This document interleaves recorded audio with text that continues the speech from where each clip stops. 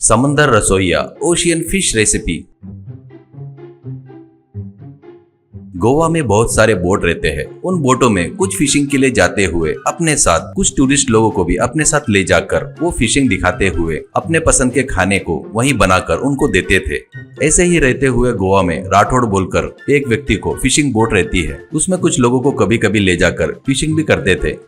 ऐसे ही रहते हुए एक दिन उसके पास उसका दोस्त पंत करके एक व्यक्ति नौकरी के लिए आता है। राठौड़ अच्छी नौकरी है कहकर अपने बोट में खाना बनाने के लिए उसको रखता है। पगार कम दे रहा था तो भी समुद्र में उसका खाना पसंद आकर टूरिस्ट लोग उसको पैसे देते रहने से पंत उसमें ही समाधान हो जाता था।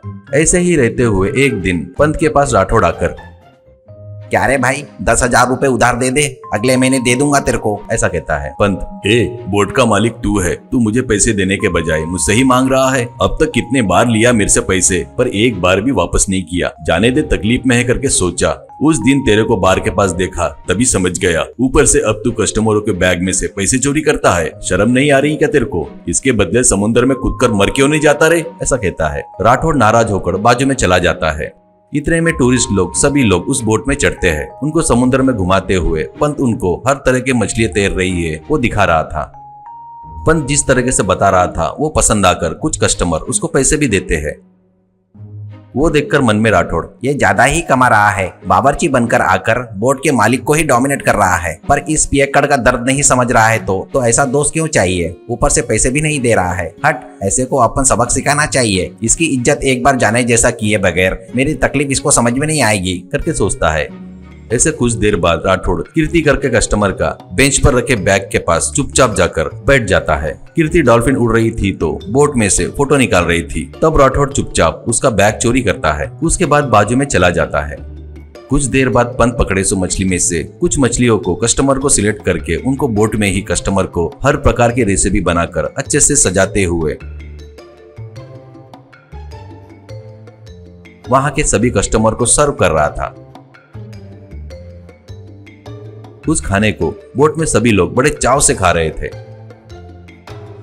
इतने में कुछ देर में कीर्ति अपने बैग को ढूंढती है तो वो नहीं दिखता। वो सब देखकर कीर्ति से पंत, क्या हुआ मैडम, एनीथिंग इज मिसिंग, ऐसा कहता है। कीर्ति, हाँ जी, मेरा फूड बैग मिस हो गया है। मुझे बाहर का खाना नहीं जमता, इसलिए साथ में लेकर आई थी मैं। डॉल्फिन के फोटो खींचते वक्त मिस हुआ, वही समझ में नहीं आ रहा है, ऐसा कहती है।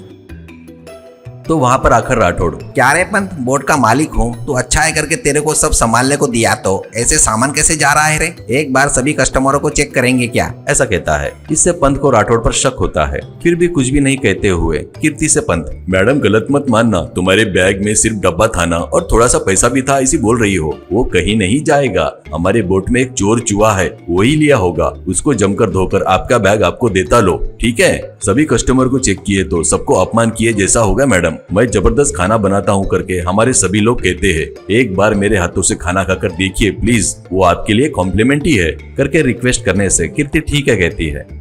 इससे पंत तभी समुद्र में पकड़े मछली को लेकर बढ़िया तंदूर फ्राई करके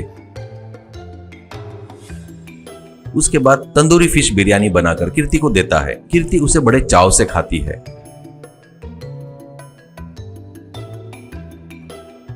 वो खाकर कुछ देर बाद पंत से कीर्ति, वाह मैन, सुपर, फर्स्ट टाइम मैंने इतना खाना खाया है। Very good very good. अगली बार आई तो तेरे बोट में ही चढ़ूंगी और तेरे हाथों से ही तंदूरी फिश बिरयानी खाऊंगी, ऐसा कहती है। उसके बाद पंत और बोट को कवर करने वाले लड़के मिलकर बाजू में खड़ा राठौड़ को ले जाकर उसकी जमकर धुलाई करते हैं। उसके बाद राठौड़ से पंत, क्या रे बेवकूफ, हमको ही अपने जैसा बेवकूफ समझा क्या?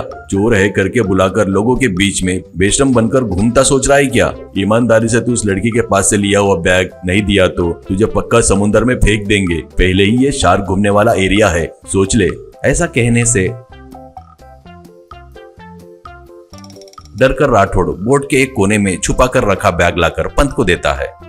वो बैग ले जाकर पंत कीर्ति को देखकर कीर्ति को सॉरी बोलता है। वो बैग लेकर कीर्ति भी थैंक्स ऐसा कहती है।